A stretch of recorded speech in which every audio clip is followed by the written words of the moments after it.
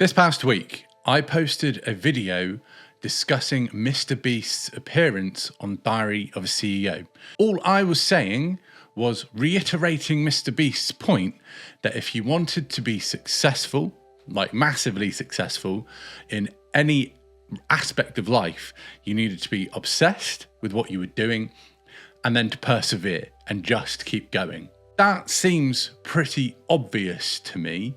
That seems like it's advice that you can't argue with. Yet I put this video on TikTok and I started a new TikTok account just to see how that would go. And I'm already regretting it. Within a few hours of this video being up, I had several comments all throwing hate at MrBeast and throwing hate at me for supporting him, saying that he had got lucky. This is the mindset that screws over 99% of people when they see someone successful and write it off as luck.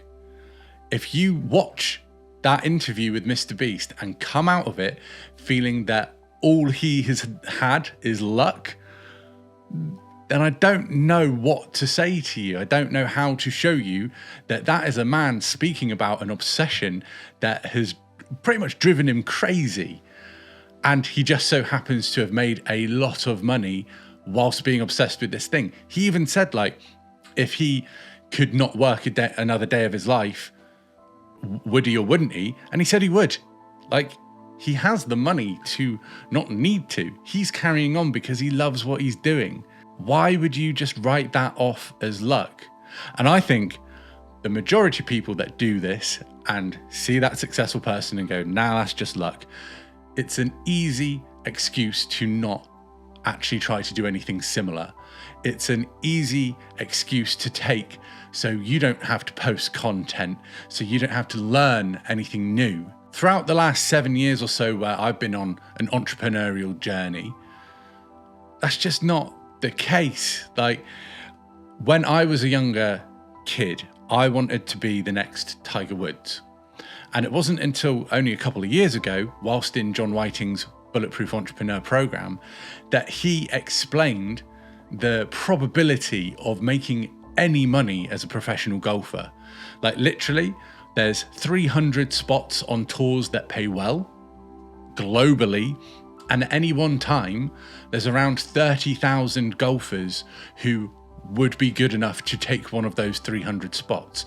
Your chances of making it as a golfer and making a good living are fucking tiny.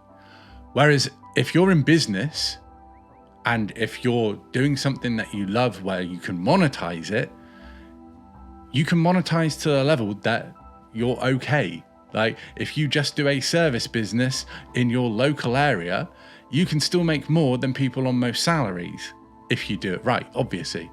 You expand that out to global online business, the possibility is endless, and it has nothing to do with luck. Okay, maybe it has a little bit to do with luck, but your likelihood of succeeding is so much higher. Your likelihood of getting to the level of MrBeast, fair enough, maybe he has got lucky, but even if he hadn't got to where he is, he would still be way ahead of 99% of people because he took the chance. The other part of this is that most people have too much aversion to risk. They're not willing to put anything on the line. And in one of these comments on TikTok, it said, maybe you'll learn about this when you have responsibilities. I'm looking after 2 stepchildren. I put a roof over their head. I know what it is to have responsibilities, and I still will not put myself in a situation where I sell myself short for comfort and security. Now, there is a flip side to all of this as well. When you get people like Alex Hormozy making those 99% of people who feel like it's all luck feel worthless because they're not in the same situation.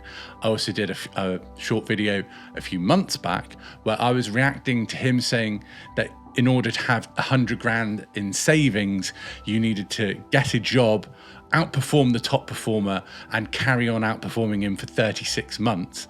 I just thought that's fucking bad advice. Like, for the average person, it's fairly bad advice. For somebody with ADHD, like, what are you doing? Why are you treating your audience as if they're robots? He didn't do that. He put everything on the line to make his business work. Risk aversion is the thing that affects both of those points of view. If you can take a risk, if you can put yourself out there, you minimize the need for luck and maximize the likelihood of becoming lucky. The best way that I can think of to do that in today's climate is to create content. Because number one, you learn a lot about yourself. You cannot be on camera and make videos, especially if you're editing them yourself, without realizing exactly what you're like. And then the thing that becomes cringy when people do this is where there's a disconnect between what they think they're like and what they are like. And when you can bring those two things closer together, you can be happier as a person in general life. So there's all these holistic benefits of creating video content. But then you can put yourself out there with the potential of touching millions of people. I know this video is unlikely to go to 1 million people. Maybe it will in the future. But for now, if a few people watch it and I can help broaden the perspective of those people, I've done a good job. I've done more of a job than I would have done had I not posted anything. If you are wanting to create content, I have a couple of options for you. Number one, there'll be a link below for my course, Content Made Easy. It is geared around getting started with short form content, but a lot of the principles in there will carry over onto YouTube or podcasting, anything like that. And the other option is if you're actually wanting one-on-one support and want to know how to get on camera and actually start, but also be consistent with video content. I do have 4 spots for this month.